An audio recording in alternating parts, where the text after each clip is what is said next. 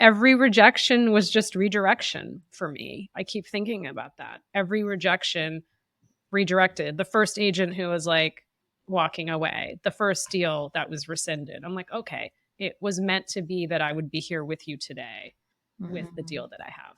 My name is Bethany Saltman, and I am an author and a best-selling book coach.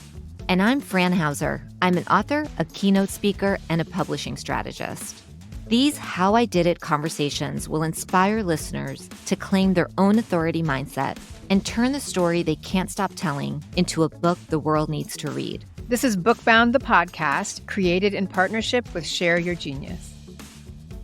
Over 50 rejections, a year between landing an agent and a publicist. Listeners, you're in for a treat this episode. Bethany and I sat down with Wall Street Journal and USA Today bestselling author Mita Mallick. The ups and downs she shares will inspire you as you navigate your own author journey. She's a powerhouse when it comes to owning her authority in DEI, and also when it comes to the business and marketing goals associated with the book process. She left us feeling motivated, and I'm getting goosebumps just thinking about it all over again. But that's enough from us. Let's dive into the conversation. Mita, we're so happy to have you on the podcast today. Welcome. Thank you so much for having me. I'm so excited. So, Mita, I have to tell you, as I was preparing for today, I was reflecting on the first time that you and I met. Yes. Which was back in March on International Women's Day at the Live Girl event. And I had the honor of interviewing you. And we talked about everything from your career to diversity and inclusion to your forthcoming book. At that time, it was your forthcoming book, Reimagine Inclusion, Debunking 13 Myths to Transform Your Workplace. Fast forward to today, you are a Wall Street Journal and USA Today best-selling author. Oh, congratulations. I know. It's such a big deal. Thank you so much. It's so surreal because I know we'll get into this with Bethany, but no one wanted this book 4 years ago. So it's just really surreal and really special and magical that I'm here with you having this discussion about the book journey. No, I know it was not an easy journey for you. And I think our listeners are really going to be in for a treat in terms of just you giving them a look into what it was like. So let's dive in, Bethany. Yeah, absolutely. It's so great to meet you, Mita. Thank you so much for joining us. I just have been devouring your book. I have so many questions about the book and about your process, because that's really what we're all about. So I know that you wrote some novels before this book, and then you wrote this book. So I'd love to get into all of that. But first, can you tell us about when you knew that you had a book idea and not just another obsession or something that was keeping you up at night? How did you know that this was a book? That's a great question. I've had many books in me. I've had a lot of failed starts and stops and restarts. It was probably 5 years back. I do something that many people do, which is journal. But instead of journaling, I have career journals. So I like to process and heal and celebrate my highs and lows of things that are happening at work. And I would say it was right before the pandemic that I just started thinking about what are all the things that really hold us back from making meaningful progress in our workplaces, because there's so much money being spent on diversity, equity, and inclusion. And so it was through those reflections in the journals I thought, this could actually be a book. And at the same time, I was getting asked to speak a lot, contribute my voice in panels and articles and thought leadership. And I thought, well, how could I actually pull this all together in one place? Interesting. I love that. So how did you stay heartened? You tried 4 novels, they didn't happen. And then you have this book idea that you see in your journal. And it sounds like it was coming along with some authority building that was happening organically in your life. How did you stay heartened to say, okay, I'm going to try this again? Some dreams just won't die. They just keep chasing you. And oh my gosh. And I had buried it. There's that famous quote, when you bury a dream, what happens? It's like a seed. You're just actually planting it and watering it. You don't realize it. But I had pushed it away because I'd been rejected for so many years, for so long. And there's nothing like key moments in your life. I lost my dad suddenly in 2017, and that's been a big part of my journey and my journey that's being rewritten. And so you start to think, when things happen so suddenly and you lose people so suddenly, like, what am I holding on to? What am I scared of? Like, let just keep trying. So I think that was Wow. also a piece of, if I think about the last several years, what changed and why I tried again. Wow. Total goosebumps. That's so important and well said. And yeah, thank you for that. I have tears. I'm literally, do you see it? I'm tearing up. Totally. It was so beautiful. Don't make me cry, Fran. Don't I know, make me Mita. cry. I'm really trying. I'm really trying to hold it together here. I was not expecting this. So take us through. It was a long journey for you to get Yeah. this book published, but how did you find an agent? How did you get to Wiley? How did you get them excited about this idea? So I had been working on the book proposal. I had been writing it. I don't even know how many agents I queried. I queried so many agents and was rejected by a lot of them. And I found Josh Getzler, who's with HG Literary. I wish he was accepting more clients at the moment. You know, when you find someone who loves the book more than you, is that possible? Wow. Like, even when I was like, oh gosh, this is never going to get published. It will. Like, he just kept at it. And the moment I met him, I remember being on a call with him and he was ready to sign me then. And I was like waiting. I want to take the weekend, right, to think about it, because I was like, is this real? Because I had been rejected so much. I hope more people are thinking about what allyship looks like. I mean, he identifies as a Jewish white man, and he is an ally for and represents so many authors of color, which I find just incredible, because that's how the industry will start to change as well in publishing. So I had found him. He was like, I would say, a college professor. He went through my book and had like really redlined it, which is what you want. Someone to really be like, okay, this is like, how do you make the writing better?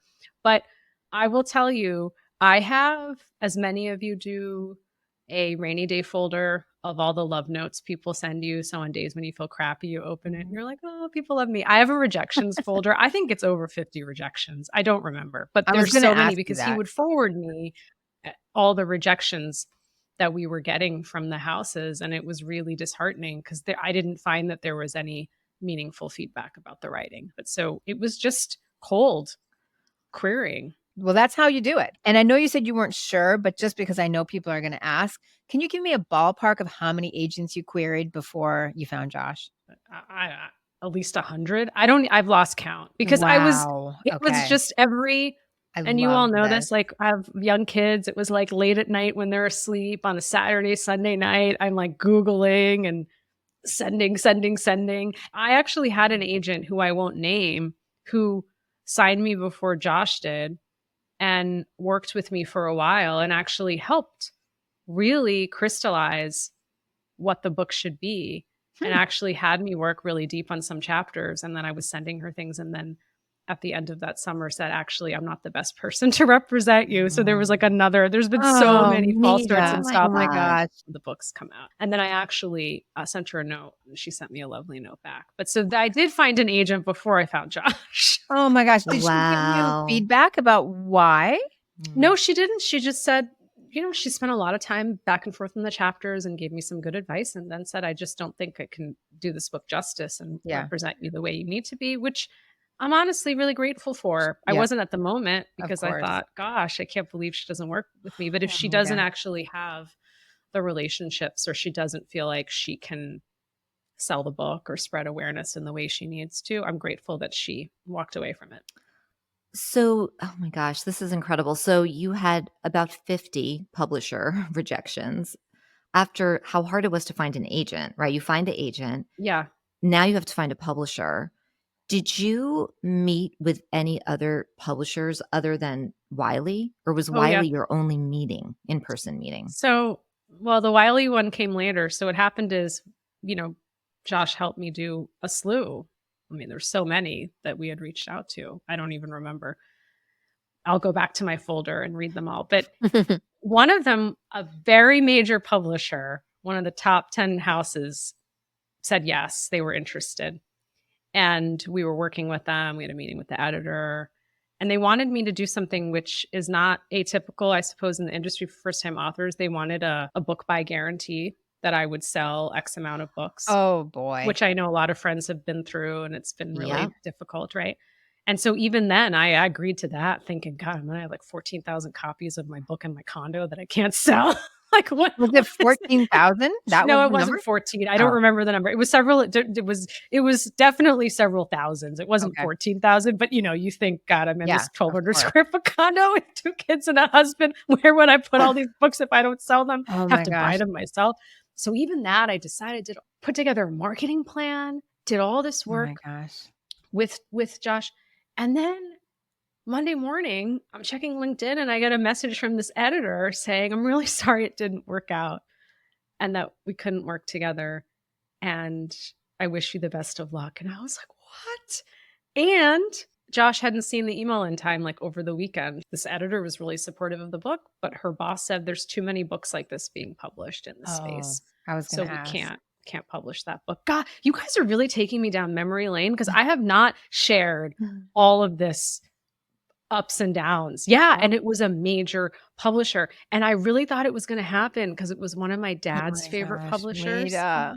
That was after 2-3 weeks of taking meetings. Oh, And it's so interesting that you brought up the book buy guarantee. Yes. Because a friend of mine, she signed a contract not knowing ugh, that there I was, know. she missed it and her agent missed it. Oh, my gosh. And it was something like 5,000 books.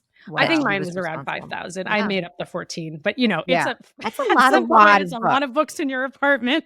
It's a lot of books and a in lot your of apartment. money. Oh, my gosh. Yeah, it's a lot of books. So I'm really glad you brought that up because it's just something you don't hear about it often, but it's just Yeah. something to be aware of, right? Yes, and I was really grateful. My agent, again, was an advocate for me and said, listen, went through the contract. This is what they would like. Are you comfortable with it? And at this point, I wanted a deal so bad. I was like, yes, I'll take that. Yeah. Exactly. And then the offer was rescinded. And then Wiley.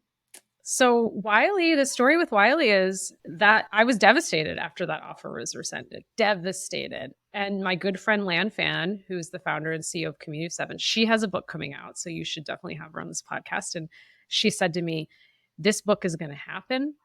You need to do what you're really good at doing, which is build community and conversation.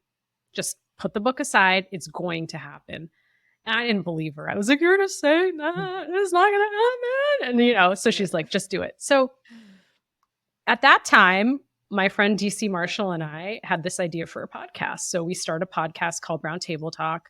We self-fund the first 8 episodes of season 1.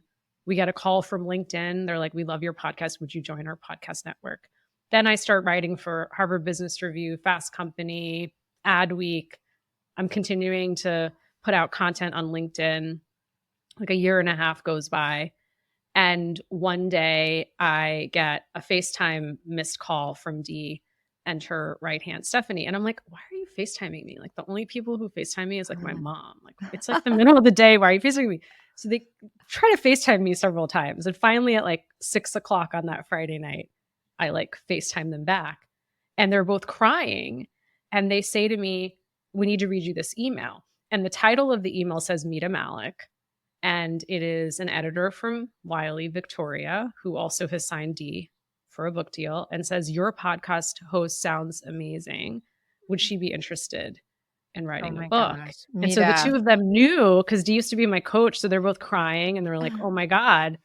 And then Dee really helped me with that strategic introduction to Wiley. And I did a whole podcast episode around it because I hope more women show up for each other in terms of making those introductions. So that's how I got the Wiley deal. So it was a year and a half later it was like a that year you got that deal. Yeah.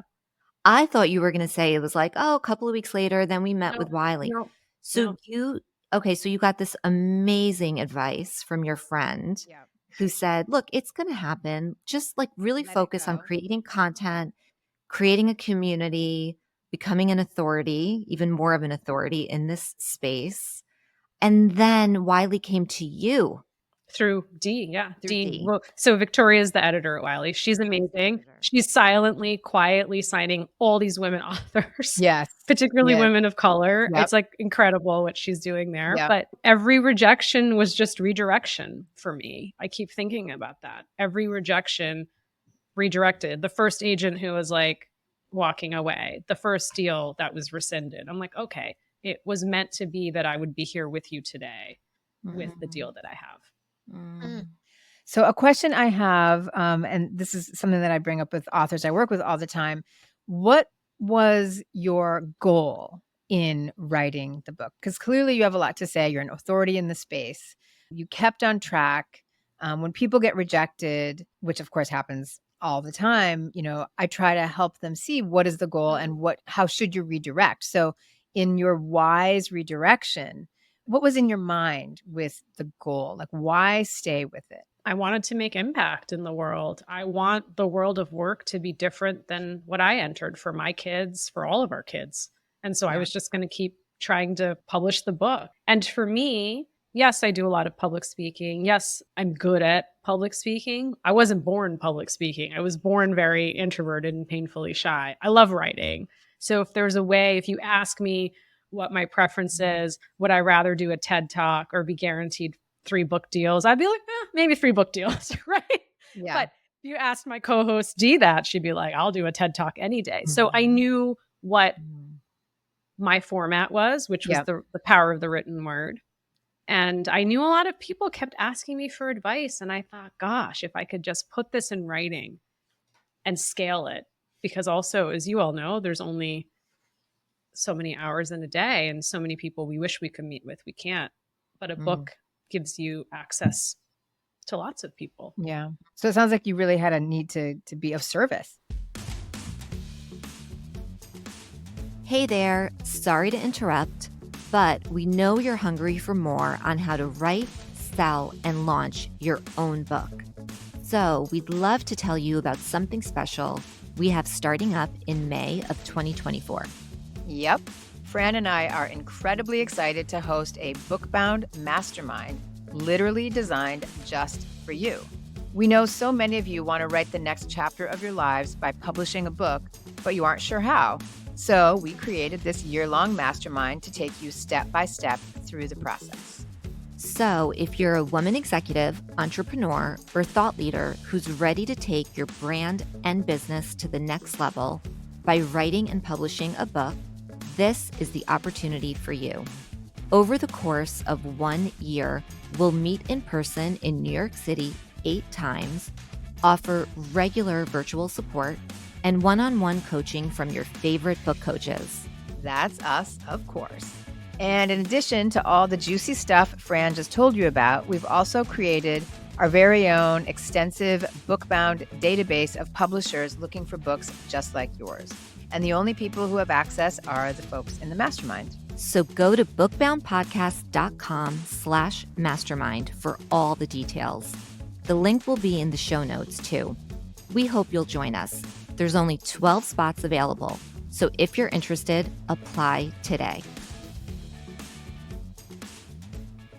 Let's talk a little bit about marketing and the launch plan for this book. I mean, the book just came out in October. This is what I hear from aspiring authors, and I'm sure both of you hear the same thing, which is they get so overwhelmed by this idea of like, I have to have an author platform and, thinking about like creating a launch plan for the book and being out there and kind of what that looks like. What do you think has really worked for you in marketing this book? I'd love to hear just like you're in it. You're in the thick of it. Yeah. What have you learned? I would say that being a marketer has been just invaluable in terms of being able to sell this book, because I think this is true of whatever house you go with. The publishing industry has really changed. That's why you're all doing this podcast. I'm not Michelle Obama or Prince Harry or Oprah, as my husband keeps reminding me. I'm just me, and I'm a first-time author. And there's not a lot of resources that first-time authors are given. So it's really up to you to sell and drive the book. I think the number one thing is you have to know who your audience is. Yes. Who's going to buy your book. And for me, I knew my big audience was going to be corporates, because so many people will reach out to me asked me for advice and help. I was like, well, I have 2 full-time jobs. I already have a job as a mom and a job as a head of DE&I at a fintech company. So oftentimes I have a list of consultants. I'm always recommending other people. And this Mm. time I thought, well, actually, my book could be helpful. And so I knew who my audience was.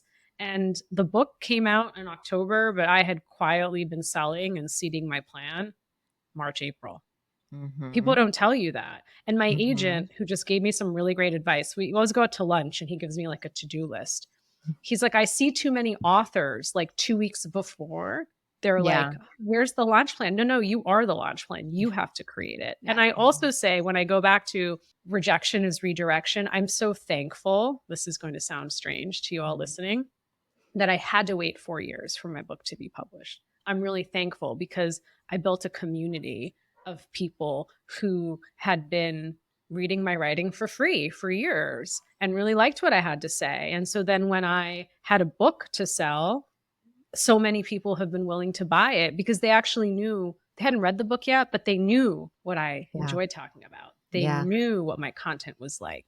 So it Mm. wasn't as much of a gamble for them to spend $26 on Yeah. the book. Yeah. Yep. Yep. Well, so one point that I just want to reiterate, this is really important, is that, this idea of working on your launch plan Yes, 6 months before, like really being right. It's not the 2 weeks before or even a month before, but it's 6 months before where you're really thinking about your network.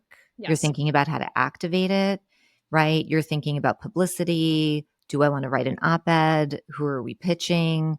You're thinking about, we actually had Pam Slim on the podcast, and she has this great concept called watering holes. Like the mm, watering holes are where your customers gather. And yes. so like if you think about like where do your potential readers gather? I Like for love that. you, Mita, it's corporates. It's It's corporates. organizations. And it's maybe LinkedIn because you are Absolutely. a top voice on Yes, LinkedIn. You have it over is. 100,000 followers. That's where your people are, It is. right? And somebody was like, you should do TikTok books. And I'm like, "Ugh, I have a defunct No. TikTok channel. Yeah. Like, it's not, no, I'm not going to, all of a Right. sudden, I'm not going to have this huge TikTok platform. So the other thing I would say is my publisher said to me, I can't believe you're selling this many books. Like, every week our team is asking how you're doing it. And I said, well, I have a really engaged community. It's not that I just have a large followership. I try to respond to people when they DM me. I try to respond to Yes. comments. Yes. And, Yes. Yeah. my biggest single order was probably 300 books. My biggest single order. So imagine I had so many people ordering like 5, 10, 15, 20. And so Yeah. don't discount that. We're all influencers or on some level. And so thinking about those micro influencers, don't discount somebody who's going to buy 10 books and give those away to a team meeting, because guess what? Somebody might grab that book and read it and might buy 10 more. And so I really thought about micro influencers as opposed to, I need to get the CEO of X company to buy 10,000 books. Like, that wasn't going to happen for me this time Yeah. around. Yeah, no, I do love that idea of micro influencers. And I always say, like, when you think about your connections, the people that are in your world, what's their highest and best use Mm, when it comes to helping you and supporting you with your book? Because they are going to want to help. And I yes. always try to think of like one ask, like of each person. Like, for example, when Myth of the Nice Girl came out, Yeah. I had all these incredible young women that I had mentored over the years. A lot of them didn't have big social media followings, right? But like, do you know a way that they could help me was just to buy the book and write a review on Yes, Amazon. absolutely. That's huge. Like that goes such a long way. So like not discounting Absolutely. that. And also knowing, I thought what you were good at too, Mita, and I really think this is so underrated, is you did reach out to people personally. Of course, Yes. you have like your group emails that go out, of course, right? Those are efficient, but you did also make personal asks. And I can't stress that enough. I think it's so important. It Yeah. is, because guess what? We can all hide behind a group email. I've done Yeah. it. Not meaning to, but you're like, Yeah. oh, this was, but then all of a sudden you write, hi, Fran. Hi, Yeah. Bethany. And even Yeah. that, like, you including me in your newsletter, you like so many amazing things. Like, all of those things are meaningful and they add up to the plan. So Yeah. don't discount anything. I did Yeah. as much as I could. I wasn't like, oh, this doesn't seem big enough or Right. this is too small. No, Yeah. everything. I was open to anything and everything. Well, that's such great advice. And some of our listeners may be intimidated by the fact that you have 100,000 followers on LinkedIn. So I just want to remind them all that you didn't always, and that No. that 4-year hiatus from, publishing the book was a really important opportunity for you to build that. And so whether you have 100,000 followers or 100 followers, the lessons still stand. Do what you love, serve the people that you want to connect to, and, keep the dream alive, right? Absolutely. Absolutely. I also wanted to ask another question about the proposal, something that I love about your book and comes up with new writers all the time. Your organizing principle, the 13 myths. Now, was the book always the 13 myths, or how did you get to that? So there are a lot of great books on diversity, equity, and inclusion and leadership out right now. And so part of this goes to marketing the book. As I was writing it, I was also thinking, who's the audience and how would I capture people's attention? And so I thought about, what are the stories that I tell my kids at night, the bedtime stories, and what are the stories we tell ourselves at work? So I started thinking about it from that angle. I love that. And so I would encourage anyone who's working on a proposal, that's actually really an important moment to think, okay, now who's going to buy the book and how am I going to get their attention? Especially in a space where there's so many people writing books like this. In fact, some of the feedback I got, one of the pieces of feedback I got was that there was a lot of people who look like Mita writing books like this. Wow. So we're going to pass on her How did that proposal. feel to get that feedback? Oh, it was devastating because a lot of the feedback was I thought very superficial. The other one that I thought was always funny was, can Mita come back to us when she has a book more like Sheryl Sandberg? And I really like Sheryl Sandberg, especially Option B, which she co-wrote with Adam Grant. But I'm not Sheryl Sandberg. I'm not going to come up with a book like her. Or the other one, which was like Mita has masterful storytelling capabilities. Her writing pops off the page. Yes, I did memorize some of this feedback for some of you listening. Love it. I was like, what is this feedback? And it was like, she doesn't have enough followers. Oh my God. No one's going to buy this book. And at the time, I had like 25,000 followers, I think. And now I have over 130,000 followers. Yeah. But again, that was over the years that I said, okay, if that's the vanity metric you need, all right, I'm going to do that too. And I'm going to still write an amazing book. Do you have another book in you? I do. I have another proposal I'm working on. I'm very excited about it. Oh, that's really exciting. How does it feel to be working on this book proposal? Oh, it feels amazing. It feels pretty freeing. Because now I have much more momentum, I would say. But we'll see. I'm sure I'll have more stories about the second proposal. But it's surreal. It's bittersweet. I really wish my dad was here to see this, right? All the success of the book. Oh, Mita. Amazing. I have to tell you, I've had just so many goosebumps during this conversation. I'm so grateful to you. I really am for everything, for all of the work that you do. Yeah. And Bethany, you said something before about being of service. Like this book, I mean, I have to show it. Look at how amazing, gorgeous. And I love the yellow. It is such an important book. I can't say that enough. So thank you. Thank you for being you. And thank you for being so generous with your insights and your wisdom and sharing your experiences. We feel so lucky and grateful to have had this conversation with you. And before we wrap, please share with everyone where they can learn more about you and your work and how to best stay connected with you. You can find me on LinkedIn and Instagram, and my book, Reimagine Inclusion, Debunking 13 Myths to Transform Your Workplace, is available wherever you buy books, Amazon as well. And if you love the book, as Fran said, a 5-star review on Amazon. 5-star. Buy and review. And not just to me, to other authors. Yes. Just supporting authors means a lot. I didn't know the journey, and now I'm here, and so I'm spreading awareness. So thank you very much. Amazing. You're amazing. We love you. Bye. Thank you for joining us on Bookbound. If you like what you heard, please subscribe and rate and review us on your favorite podcast listening platform. Please visit us at bookboundpodcast.com for more on us and how we work with authors.